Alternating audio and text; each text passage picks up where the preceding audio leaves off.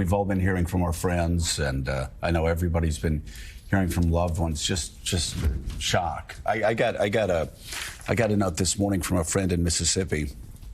His pastor wrote the congregation yesterday and said, "As I write these words, the sun is rising on May 25th, 2022.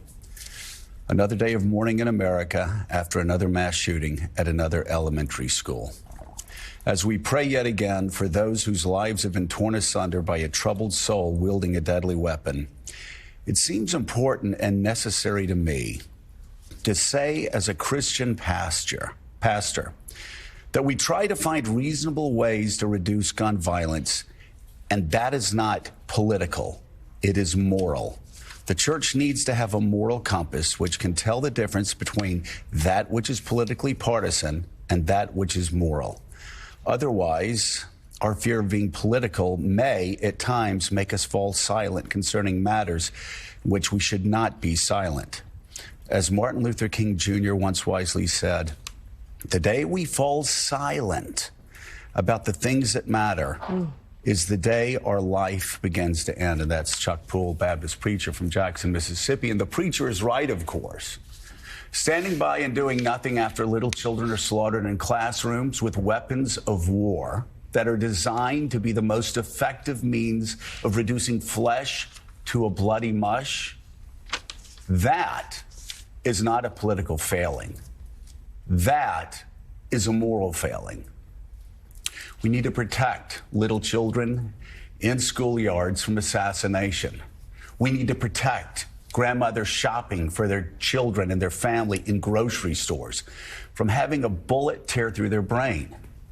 We have an urgent need to protect Christians in their churches, Jews in their synagogues, Muslims in their mosques, and to protect country music fans singing along to their favorite songs from being murdered in a bloody rampage by, again, weapons of war.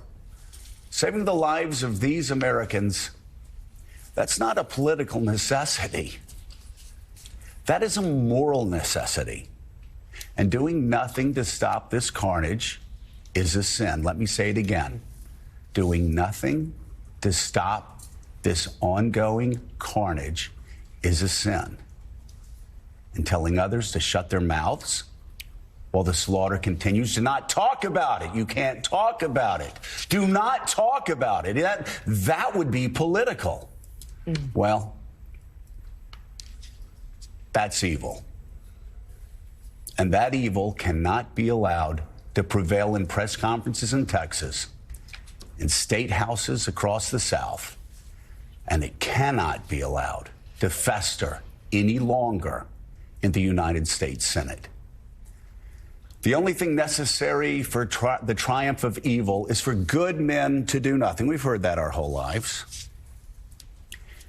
Well, it's time for senators to do something, to pass universal background checks, to take at least a small step, just the first step in a 1,000-mile journey, to start, to begin stopping the slaughter of babies and putting the protection of life over the twisted, fevered dreams of a paranoid minority that is dominating our political process, dominating our schools, dominating our churches, dominating our grocery stores, dominating our lives.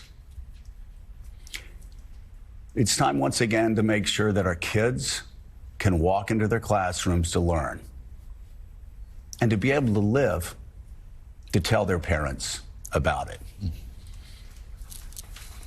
And Willie, I looked at the press conference yesterday where they were shouting at Beto O'Rourke for asking a question about guns after they tried to avoid it. This isn't about Beto. Let me say, in the grand scheme of things, I'm not focused on who's going to win a political race this fall.